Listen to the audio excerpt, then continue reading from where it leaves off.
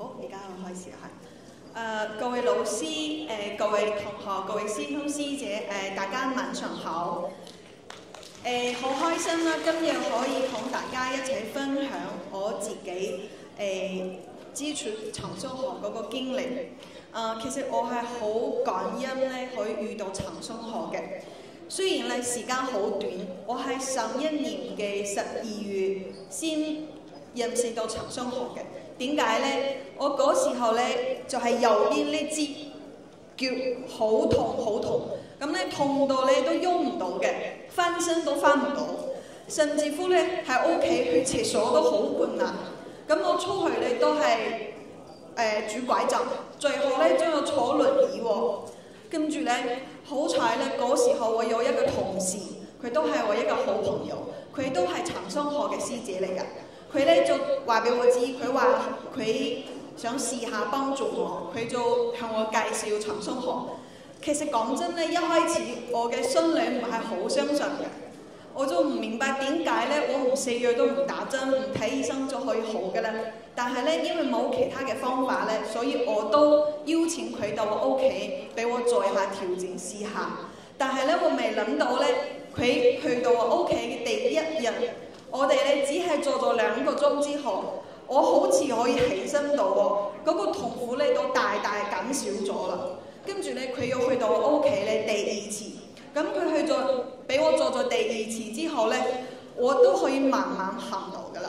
跟住佢就推介我去調整站去做，咁我就星期六去到調整站。其實我第一次去調整站嘅時候，因為調整站佢離我屋企好遠㗎，我住屯門嘅，所以咧為咗安全，都係我屋企人佢推我坐輪椅去嘅。但係我第2次咧，我就係自己去㗎啦，我都係自己行到荔枝角嗰個調整站，跟住咧我就堅持。因為咧，我仲有一個慢性病，咁咧就係血小板好低，超級低。咁我哋正常人咧就係100以上嘅。咁我嗰時候去到15，咁咧更加可怕嘅事咧，佢係降緊嘅，佢係一路降20幾，咁要到18，咁去到15。咁咧嗰時候屯門醫院就打電話俾我，要我即刻醫院啊，就唔准我出去行嘅。但係咧我都知道，我去咗醫院之後咧，我都冇一個好嘅方法啦，只係食一啲類固醇啊嗰啲藥啊，可以好短期嘅升到血小板。但係咧食咗藥之後咧，一旦停藥咧，嗰個血小板又會降翻㗎。所以咧我就未去，咁咧我就唔知點解我就好相信長中學可以幫到我啦。跟住我就堅持過嚟，咁我又過嚟做咗3、4次咧，咁咧未諗到之後我再去檢查，嗰個血小板咧未降，反而從15升到22咯。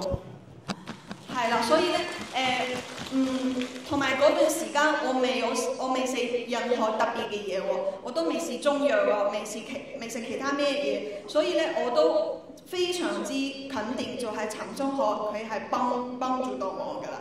所以我都話俾醫生知㗎，咁醫生睇到我嗰個血小板未降，反而係升咗啦。同埋佢話如果係升到30以上咧，我就可以唔使去入院㗎啦，都唔使食藥㗎啦。